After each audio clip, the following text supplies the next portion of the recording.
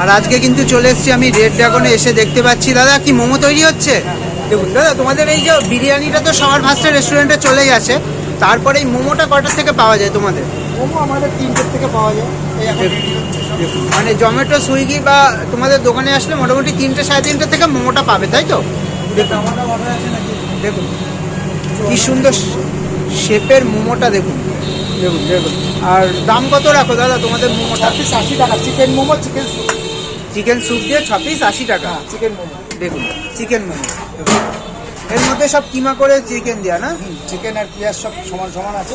দেখুন আর শেপটা দেখুন, বেশ বড় সাইজের কিন্তু শেপ রয়েছে দেখুন। আর স্টাফিংও কিন্তু অনেকটা পরিমাণেই যাচ্ছে দেখুন।